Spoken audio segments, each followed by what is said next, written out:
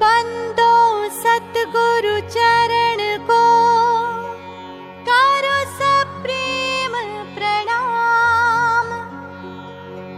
अशुभ हरण मंगल करण धनी श्री देव चंद्र जीना। श्री प्राणनाथ निज मूलपति श्री मिहिर राज सुनाम।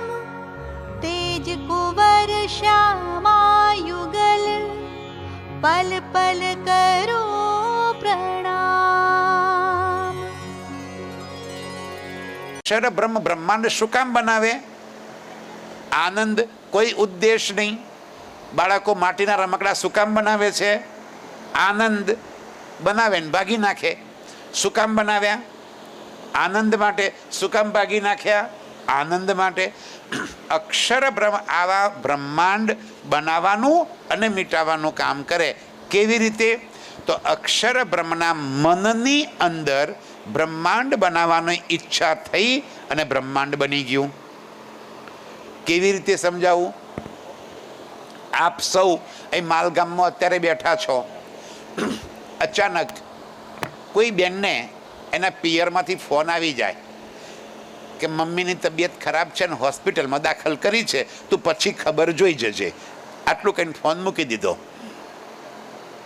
હવે એ બેન અહીંયા આગળ બેઠી છે, પણ એનું ચિત્ત ક્યાં પહોંચી જશે? એનું શરીર અહીંયા આગળ હશે, પણ એનું મન ક્યાં હશે? હોસ્પિટલમાં. કઈ હોસ્પિટલ એ તો ખબર નથી, પણ એના મનમાં એક હોસ્પિટલ બની જશે. એની અંદર એક પલંગ હશે, એમાં એની મમ્મીને સોડાયેલી હશે, 2-4 બાટલા ચડાયેલા હશે, ડૉક્ટર આવીને ઇન્જેક્શન આપતો હશે, બાજુમાં નર્સ ઊભેલી હશે, બધું દેખાશે. ક્યાં બની ગયું બધું? આ બધું ક્યાં બની ગયું? મનમાં. સમજાય છે મારી વાત? ખાલી ફોન કેટલો આવ્યો કે મમ્મીની તબિયત ખરાબ છે, દવાખાને દાખલ કરી છે, તને ટાઈમ મળે ત્યારે આવજે. કયા દવાખાને? ખબર નહીં. પણ આપણા મને એક નવું દવાખાનું બનાવી દીધું. પલંગ બની ગયો, બા એના પર સૂઈ ગઈ છે, ડાક્ટર ઇન્જેક્શન આપે છે, બધું દેખાય છે આપણને. અને બેઠા છીએ કે આપણે માલમાં. અને ત્યાં કોણ પહોંચી ગયું? આપણું મન. એવી રીતે અક્ષર બ્રહ્મના મનની અંદર બ્રહ્માંડ બનાવવાની ઈચ્છા થઈ અને એમનું મન આ સંસારમાં આવી ગયું. અને એમનું મન આ સંસારમાં આવી અને એ મને એક સ્વરૂપ ધારણ કરી લીધું. જેમ તમે માલમાં બેઠા બેઠા દવાખાને પહોંચી ગયા તો જ જોતા હશો ને દવાખાનું તમને દેખાણું, મમ્મી દેખાણી. કેમ? તમે દવાખાને હતા. દવાખાને કોણ હતું? તમારું શરીર તો માલમાં છે, તો દવાખાને કોણ પહોંચી ગયું? મન. તો મને તમારા જેવું જ એક નવું સ્વરૂપ ધારણ કરી લીધું અને ત્યાં મમ્મીને જુએ છે, ડૉક્ટરને જુએ, બધાને જુએ છે. એવી રીતે અક્ષર બ્રહ્મ અખંડમાં હોવા છતાં એમનું મનનું સ્વરૂપ આ જગતમાં આવી ગયું અને પોતે જેવા દેખાય છે એવું સ્વરૂપ અહીંયા આગળ ધારણ કરી લીધું. અને એને કહેવાય આદિનારાયણ. આર્યા આખું નવું બ્રહ્માંડ બની ગયું. આ ક્યાં બની ગયું? અક્ષરના મનમાં. અક્ષરના મનની અંદર આખું બ્રહ્માંડ બની ગયું અને એ બ્રહ્માંડની અંદર અક્ષર બ્રહ્મ પોતે અંદર આવી ગયા. જેમ પોતે નહીં આવ્યા. સમજાય છે વાત મારી? અક્ષર બ્રહ્મ પોતે નથી આવ્યા. કોણ આવી ગયું? એમનું મન. જેમ તમે માલમાં હોવા છતાં દવાખાને પહોંચી ગયા હતા, એવી રીતે અક્ષર બ્રહ્મ પરમધામમાં હોવા છતાં ખેલમાં આવી ગયા અને અહીંયા આગળ આવી અને આ બની ગયા આદિનારાયણ. નામ શું પડ્યું એમનું?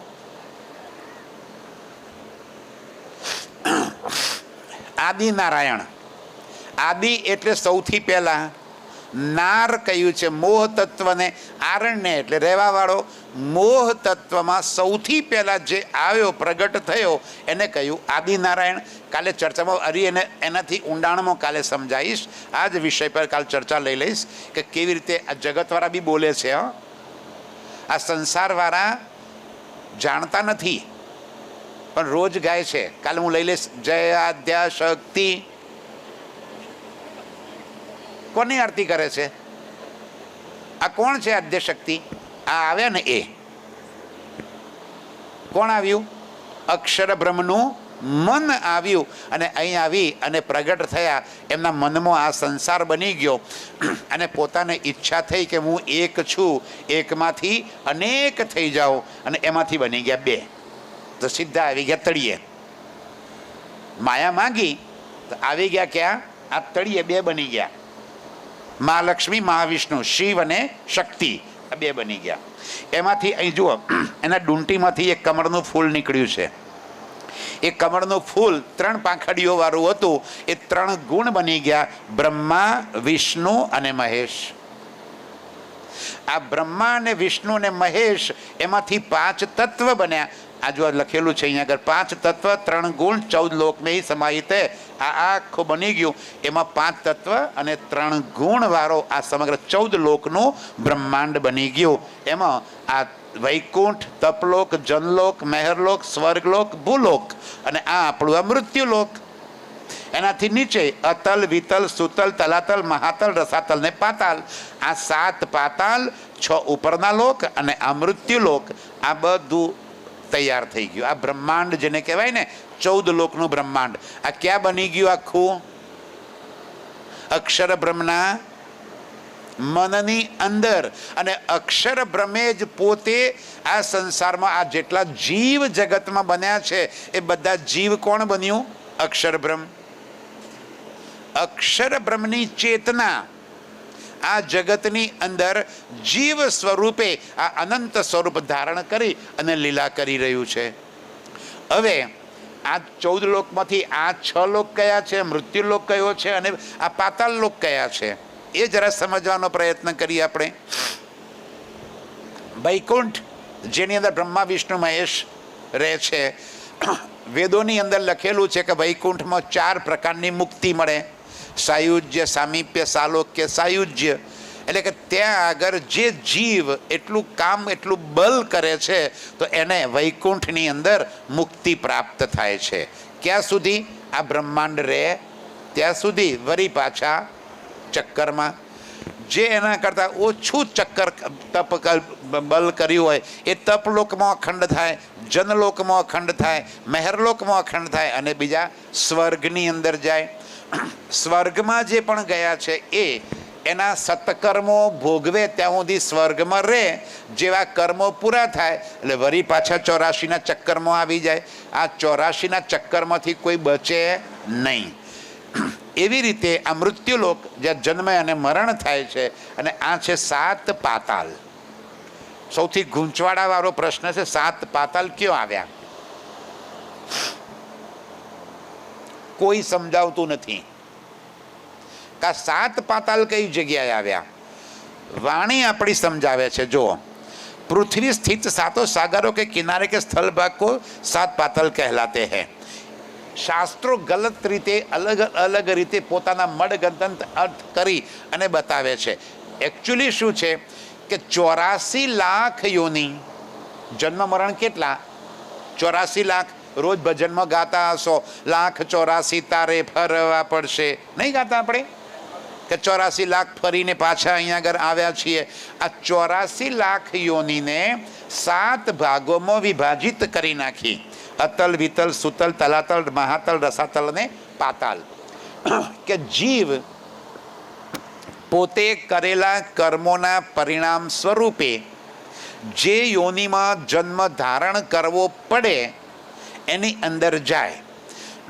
કેટલાક એવા પણ જીવ છે કે જેની અંદર એને ઓછું કષ્ટ પડે તો એ અતલ કયું છે, એના કરતાં વધારે પડે તો વિતલ કયું છે, અને સૌથી વધારે કર્મ ખરાબ કર્યા હોય તો કે એ પાતાલ, રૌરવ નર્કની અંદર એને જવું પડે. આ 7 પાતાલ એવી રીતે કયા છે. એકચ્યુઅલી નર્ક ક્યાં છે? નર્ક કોને કહેવાય?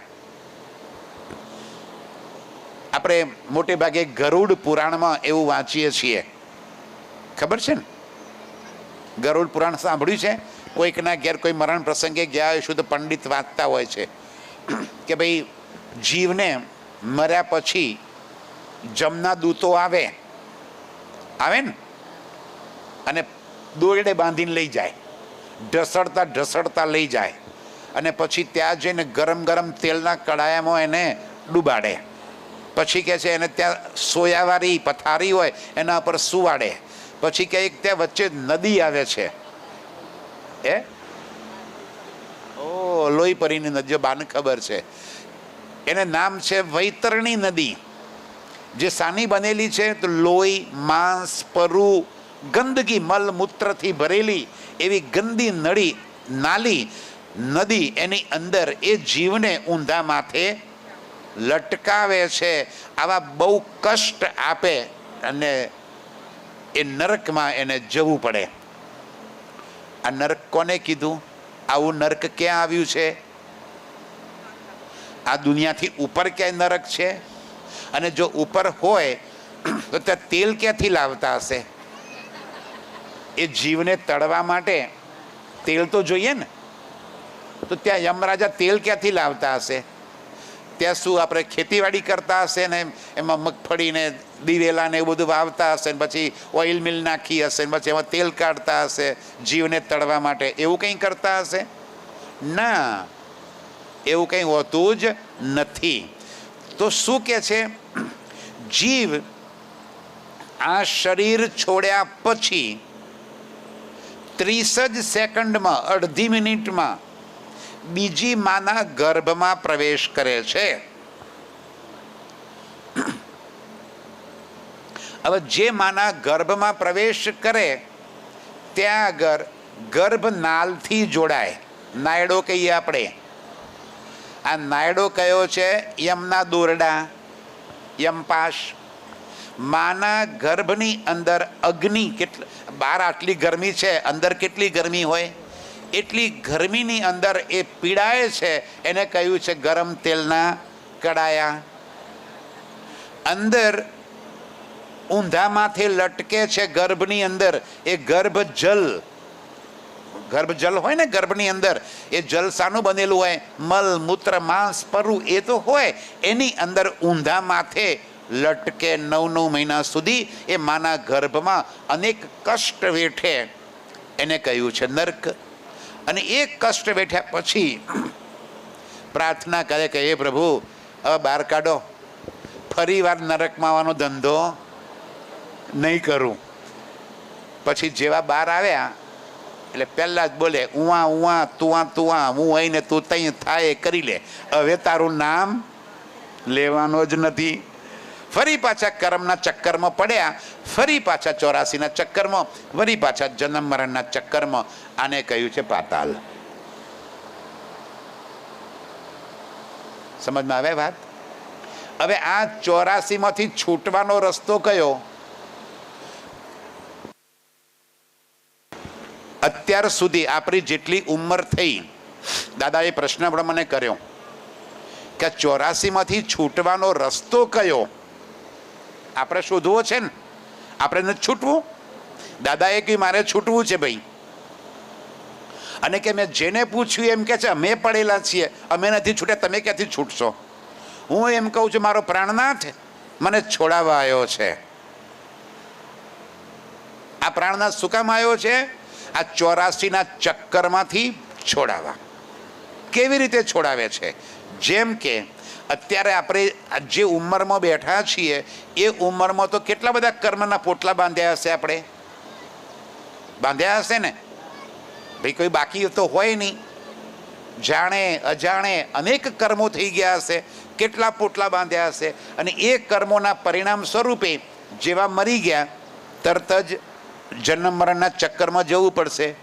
એમાંથી બચવાનો રસ્તો શું? કેવી રીતે બચાય? એમાંથી બચવું તો છે બધાએ, બચાય કેવી રીતે? એના માટે પ્રાણનાથજી આ વાણી લઈને આવ્યા છે કે જેને પ્રાણનાથજીની પહેચાન થઈ ગઈ, જેને પ્રાણનાથજીની ઓળખાણ થઈ ગઈ, ઓળખાણ થયા પછી જેને વાણી મંથન, ચિતવન અને રહેણીથી પોતાનું જીવન બદલી નાખ્યું, રાજજી કહે છે મેં એને કર્મના બંધનોમાંથી મુક્ત કરી દીધો. પ્રાણનાથ પ્યારે કી જય. આ કામ મારા પ્રાણનાથ સિવાય બીજો કોઈ કરી શકે જ નહીં. કારણ કે બાકી બધા ક્યાં છે? આર્યા એ તો 14 લોકની અંદરના છે, એ બહાર કેમ કઈ કાઢે આપણને? સમજો, આ બ્રહ્મા વિષ્ણુ મહેશ આ દેવી દેવતાઓ તો 14 લોકની અંદર છે. જે 14 લોકની અંદર છે એ બહાર કેમ કઈ કાઢે? બહાર કોણ કાઢે? જે બહારથી આવ્યો હોય એ. જે પોતે મુક્ત હોય એ બીજાને મુક્ત કરે. જે પોતે બંધનમાં હોય એ બીજાને મુક્ત કોણ કરે? કેવી રીતે કરે? તમારો પ્રાણનાથ કેવો છે? અખંડ ઘરનો અક્ષરાતીત પૂર્ણ બ્રહ્મ. એ અખંડથી અહીંયા આગળ આ જગતને મુક્ત કરવા માટે આવ્યો છે. જેને મારા પ્રાણનાથનું નામ લીધું, જે મારા પ્રાણનાથ સાથે જોડાયો, એના કર્મના બંધનો બધા જ કાપ્યા. એના સિવાય બીજો કોઈ કર્મના બંધન કાપવા વાળો છે જ નહીં. આ વાણીને તમે જેમ તેમ ના સમજશો મારા સાથીઓ. આ જેમ તેમ નથી આ વાણી. આ દુનિયાની કોઈ વાણી નથી, દુનિયાનું કોઈ શાસ્ત્ર નથી. આ અક્ષરાતીત પૂર્ણ બ્રહ્મ પોતે આ વાણીની અંદર બિરાજમાન થઈ અને આપણને સમજાવી રહ્યા છે કે તમારે કરવાનું શું છે ને બહાર કેવી રીતે નીકળાય. આ મહેનત એની છે મારા સાથીઓ. આ શું કામ આવ્યા છીએ અહીંયા આગળ? આ બલ કરવા માટે, સમજાવવા માટે કે ઓળખી લો આ કોણ છે તમારી વચ્ચે. આ ચોપડી નથી. અમે જે વાંચીએ છીએ ને એ ચોપડી નથી, એ કોઈ ગ્રંથ નથી. મારા ધણી પ્રાણનાથની મુખની વાણી છે. એને બોલેલા શબ્દો છે અંદર, પ્રાણનાથના બોલેલા શબ્દો છે. એ શબ્દો અહીંયા આગળ આપણને કહે છે કે જેને મારા શબ્દો ચિત્તમાં ધારણ કરી મને ઓળખી લીધો, એના કર્મના બધા જ બંધનો મેં કાપી નાખ્યા. હવે કર્મના બંધન જ ના રહ્યા તો 84માં જવું જ ના પડે. થઈ ગયા મુક્ત. હવે થઈ ગયા ને. મારો પ્રાણનાથ મુક્ત કરવા આવ્યો છે અને આપણને તો ઘેર તેડવા આવ્યો છે. દુનિયાના જીવોને મુક્ત કરશે અને આપણને આપણા ઘેર લઈ જશે પાછા પરમધામ. આ એ નકશો છે ક્ષર પુરુષનો. બરાબર? સમજમાં આવી ગઈ વાત? હવે અહીં સમજાવવામાં જે કેટલીક વાતો લખેલી છે, દાખલા તરીકે આ લાઈનો કરી છે, બરાબર? આ લીટીઓ, આ શું છે? તો કે શબ્દ. આનાથી પરે શબ્દ નથી. આ 7 ચક્ર છે, 7 શબ્દ હોય. સા રે ગ મ પ ધ ની. ખબર છે ને? તો 7 સ્વર હોય, સરગમ કહેવાય એને. સા રે ગ મ પ ધ ની. આ 7 સ્વરથી શબ્દ બને. આ 7 સ્વરથી પરે કોઈ શબ્દ છે જ નહીં. પરમધામમાં શબ્દ નથી, શબ્દાતીત છે. આ જગતમાં આનાથી અંદર શબ્દ આવ્યો. આ જે લીટીઓ બનેલી છે એ અષ્ટ આવરણ બતાવ્યું છે કે જે 5 તત્વ અને 3 ગુણથી બનેલું છે. એટલે કે આ 14 લોકની અંદર જે કોઈ છે એ બધા 5 તત્વ અને 3 ગુણથી બનેલા છે. એનાથી પરે કોઈ તત્વ નથી, કોઈ ગુણ નથી. અહીં આગળ બતાવી છે જ્ઞાન શક્તિ ગાયત્રી, જે આ જગતની અંદર વેદ લઈ આવ્યા. 4 વેદ જગતમાં આવ્યા. અખંડનો નકશો ત્યાં છે, એ કાલે સમજાવીશ, ફરી સમજવું હશે તો. અખંડમાં 5 વેદ છે. અખંડ ઘરમાં 5 વેદ છે. જગતમાં કેટલા વેદ આવ્યા? 4. 5મો વેદ નહોતો આવ્યો. કેમ નહોતો આવ્યો? તો એ 5મો વેદ સમજવા વાળા નહોતા આવ્યા. આ 5મો વેદ આવી ગયો. આ કયો વેદ કહેવાય? સ્વસંવેદ. જે અખંડની વાણી છે, અખંડ ઘરનો સંદેશ છે, જે આ જગતમાં જ્ઞાન શક્તિ ગાયત્રી નહોતી લાવી શકી, એ મારો પ્રાણનાથ આપણા માટે લઈને આવ્યો. આ 5મો વેદ. આ 4 આવી ગયા અને 5મો આવ્યો. એ અખંડ ઘરથી સંદેશ આવ્યો છે, જે આપણને ભવસાગરથી પાર કરવા માટેનો છે. આવી રીતે આ નકશો બનાવ્યો છે અક્ષર પુરુષને, એટલે કે આ જગતને સમજવા માટેનો. આનાથી પરે અક્ષર અને અક્ષરથી પરે અક્ષરાતીત. ઠીક? ચાલો, પ્રણામ સુંદર સાહેબજી.